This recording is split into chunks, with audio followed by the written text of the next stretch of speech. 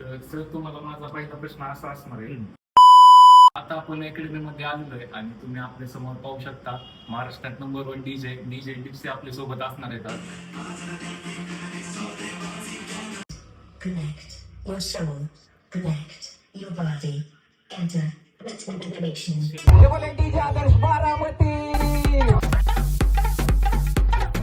तर नमस्कार मित्रांनो, तर स्वागत आहे तुमचं तुमच्या लाडक्या भाऊच्या चॅनलवर, म्हणजेच बारामतीच्या पहिल्या ब्लॉगिंग चॅनलवर, ज्या चॅनलचं नाव आहे डीजे आदर्श बारामती. तर मित्रांनो, आज आपण आलेलो आहे बारामतीमध्ये असलेल्या फेमस डीजे म्युझिक अकॅडमीवरती, डीजे डिप्सी म्युझिक अकॅडमीवरती. तर तुम्ही इकडे पाहू शकता आपल्या म्युझिक अकॅडमीचा बोर्ड आहे आणि माझं अकॅडमी आहे.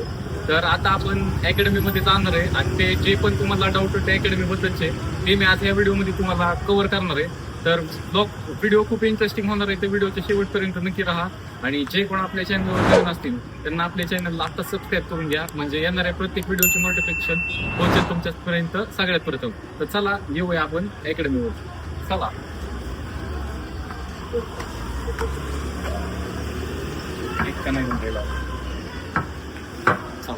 मित्रांनो, आता आपण अकॅडमीमध्ये आलेलो आहे आणि तुम्ही आपल्या समोर पाहू शकता महाराष्ट्रात नंबर 1 डीजे डिप्सी आपल्या सोबत असणार आहेत आज. तर आज आपण अकॅडमी बद्दलचे जे पण डाऊट असणार आहे ते आज आपण ह्यांच्यासोबत क्लिअर करणार आहे. तर तुम्हाला पण काही डाऊट असतील तर तुम्ही आपल्या कमेंटमध्ये सांगू शकता. तर सर तुम्हाला माझा पहिला प्रश्न असा असणार आहे की डीजे म्हणजे काय आणि डीजेचं काय काम असते नक्की? डीजेचं काम, आता डीजे म्हणजे भरपूर जणांना वाटतं की साऊंड सिस्टम. ऍक्च्युली डीजे म्हणजे साऊंड सिस्टम नाही. जो पर्सन डीजे ऑपरेट करतोय, जे प्ले करतोय, ट्रॅक प्ले करतोय, त्याला डीजे म्हणतात. पण डीजेचं मेन काम आहे की क्राऊडला कंट्रोल करणे आणि त्यांना डान्स करण्यासाठी भाग पाडणे. म्हणजे प्ले करणे, असे गाणे प्ले करणे की त्यांना कंटिन्यू ते डान्स करत राहिले पाहिजे, त्याला डीजे म्हणतात.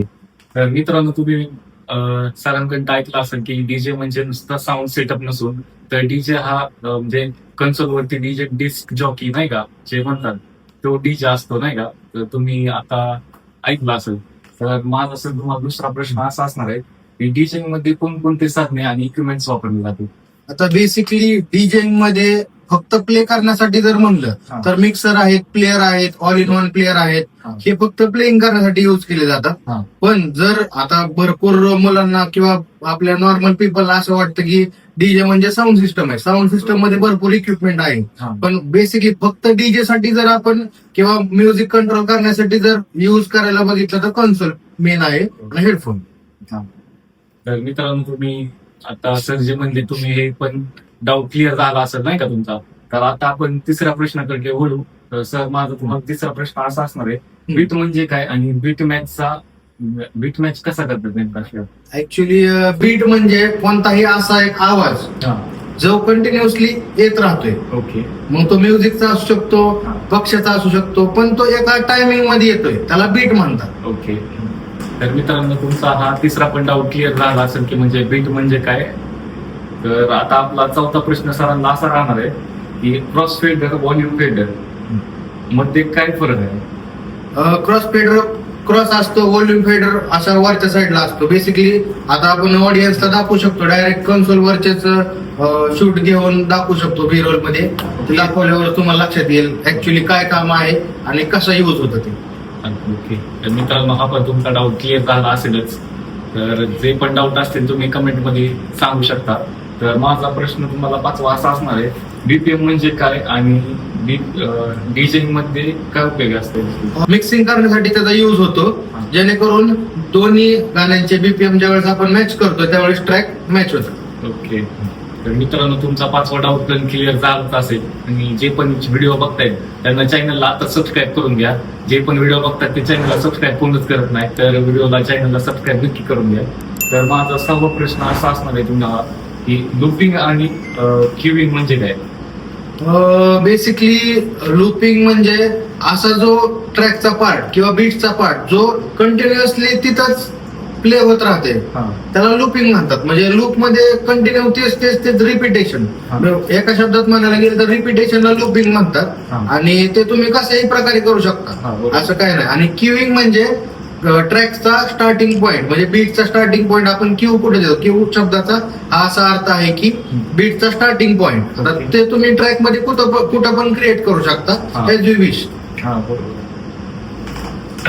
तर माझा 7वा प्रश्न असा राहणार आहे तुम्हाला, बेसिक मिक्सिंग साठी कोणती कौशल्य आवश्यक आहे? तसं बेसिक मिक्सिंग साठी तर सगळ्यात पहिले मिक्सिंग साठी तुम्ही ट्रॅक ऐकले पाहिजे. असं नाही की भरपूर नुसतेच आपण जातोय पेनड्राईव्ह मध्ये. तुम्हाला गाणे ऐकणं भरपूर जरुरी आहे. एका डीजेचं मेन काम असतं हा. होमवर्क. तुम्ही डायरेक्ट जाऊन शोवर प्ले करू शकत नाही बिलकुल. हा. तुम्हाला होमवर्क करणं, तुमच्या कोणत्या पेनड्राईव्ह मध्ये, कोणत्या फोल्डर मध्ये कोणते ट्रॅक आहेत, किती ट्रॅक आहेत, या सगळ्या गोष्टींची माहिती तुम्हाला पहिले पाहिजे. ऑन द स्पॉट जाऊन तुम्ही ते वाजवू शकत नाही. त्यासाठी अभ्यास असा आवश्यक हा आहे. होमवर्क तुम्हाला जरुरी. हा बरोबर. तर माझा तुम्हाला 8वा प्रश्न असा राहणार आहे, डीजे सेटअप आणि डीजे हेडफोनचा उपयोग काय आहे डीजे सेटअप मध्ये? डीजे सेटअप मध्ये हेडफोनचा उपयोग क्यू ट्रॅक ऐकण्यासाठी. आता क्यू ट्रॅक म्हणजे काय, तर एक ट्रॅक समोर साऊंड वर चालू हा. आहे, ज्यावेळेस नेक्स्ट ट्रॅक प्ले करणार हा. आहे, त्या ट्रॅकचं कोणते बीट्स कुठे आहेत किंवा मिक्सिंग आपण आधी करून पाहू शकतो. त्यासाठी बेसिकली हेडफोनचा यूज होतो. ओके. तर मित्रांनो, हेडफोन कशासाठी वापरतात तुम्ही पाहिलंच असेल. नाही तर काय काय तर नुसते हेडफोन घालतात, मिक्सिंग काय कुठं चाललंय काय काय घेणं देणं नाही. फक्त हेडफोन वापरण्यासाठी, नाही का, दिसण्यासाठी हो डीजे वापरतात. तर तुम्ही हा पण डाऊट तुमचा क्लिअर झाला असेल. तर माझा तुम्हाला 9वा प्रश्न असा आहे, डीजे म्युझिक डीजेइंग करताना म्युझिक लायब्ररी कशी तयार करावी? डीजेइंग करताना बेसिकली आपल्याकडे जर रुरल एरियामध्ये गेलं किंवा महाराष्ट्रामध्ये जर पाहायला गेलं ओके. तर भरपूर फेस्टिवल्स आहेत. हा फेस्टिवल्स म्हणजे जयंती असतील, दिवाळी असेल, हा. ऑल आहेत. त्यामध्ये त्यांचे सेपरेट आपण लायब्ररी केली पाहिजे. हा. आणि जे डान्सिकल आहे, मराठी असेल, बॉलिवूड असेल, रेट्रो असेल किंवा हा. टपोरे वगैरे, ते सगळ्यांचे फोल्डर तुम्ही जेवढं त्याला फिल्टर करणार तेवढं तुम्ही प्रॉपरली प्ले करू शकता. तुम्ही जर एकाच फोल्डर मध्ये सगळे गाणे जर भरून ठेवले तर ते नाही होऊ शकत. तुम्ही प्रॉपरली तुम्ही प्ले करणार नाही असं नाही, पण तुमचं ज्या वेळी एनर्जीच्या वेळी तुम्ही प्ले करू शकता तसं नाही प्ले करू शकत. पण जे तुमचं लायब्ररी फिल्टर केलेले असेल प्रॉपर मध्ये, तर तो तुम्ही डेफिनेटली चांगल्या प्रकारे प्ले करू शकता. म्हणजे मित्रांनो, तुम्ही बघू शकता, म्हणजे आपल्या पेनड्राईव्ह मध्ये सेपरेट फोल्डर असणे पण किती गरजेचं आहे. व त्यानुसार आपल्याला गाणी वगैरे सापडायला मदत होते, नाही का.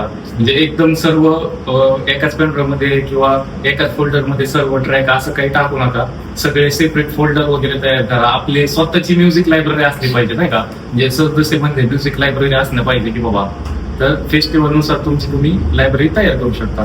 तर माझा 10वा प्रश्न सर तुम्हाला असा आहे की लाईव्ह डीजे परफॉर्मन्स करताना सुरुवात कशी करावी? बेसिकली लाईव्ह डीजे परफॉर्म करताना माइंडसेट मॅटर करतं. तुम्ही कुठं प्ले करताय, हा. त्या लोकांचा माइंडसेट काय हा. ते मॅटर करतं. बरोबर. प्लस तुमचा जो म्हणजे कार्यक्रम आहे, बेसिकली समजा जयंती असेल किंवा तुमचा हळद असेल, लग्न असेल, काय प्रोग्राम आहे त्याच्यावर मॅटर करतं काय चालू करायचं, काय म्युझिक तुम्ही प्ले करणार आहे. असं मी सांगून असं नाहीये की तुमचं सिच्युएशन मॅटर करते. ऑन द स्पॉट काय सिच्युएशन असेल मी पण सांगू शकत नाही. प्रत्येक डीजेच्या आयुष्यामध्ये प्रत्येक शोला वेगवेगळ्या प्रकारचे सिच्युएशन असतात. कधी कधी असं पण होऊ शकतं, तुमचा समजा फॉर एक्झाम्पल लग्नाचा शो आहे, अचानक तुम्हाला जायला उशीर झाला तर डायरेक्ट तुम्हाला डान्सचे गाणे पण लावायला लागणार आहे. बरोबर. कुठं कुठं तुम्ही असं होणार आहे, वरातीचा शो आहे, तुम्ही लवकर पोहोचलाय, लवकर साऊंड चालू झालाय, 4 वाजता साऊंड झालाय चालू, 4 ते 6 तुम्हाला वॉर्मअप सेक्शन प्ले करावं लागणार आहे, साऊंड चेक प्ले करावं लागणार आहे. असं पण होतं भरपूर वेळा. किंवा पब्लिक डान्स करायला पब्लिकच नसेल तर तुम्ही तर त्यावेळी तर डान्सचे गाणे नाही वाजवू शकत. ज्यावेळेस पब्लिक असेल त्यावेळेस तुम्ही डान्सचे गाणे त्यांना प्रोव्हाइड करू शकता. तर असं आहे, त्याचं एक असं उत्तर नाही देऊ शकत. नाही लाईव्ह परफॉर्मन्स. हा, लाईव्ह परफॉर्मन्स. आपल्या बिगिनर्स टीचर लोकांसाठी काय तुमचा संदेश? बिगिनर्स साठी तुम्ही जेवढा एक्सपिरियन्स घेणार तेवढं तुम्ही मोठे होणार. भरपूर जणांना आता असं वाटतं की लगेच पैसे मिळावे, लगेच बजेट भेटावं, असं नाहीये. तुमचा एक्सपिरियन्स हाच मेन गुरु आहे. बरोबर.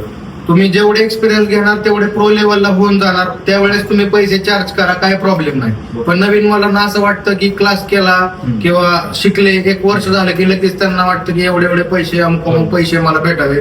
असं नाहीये. तुम्हाला एक्सपिरियन्स असेल तुम्हाला 100% पैसे मिळणार.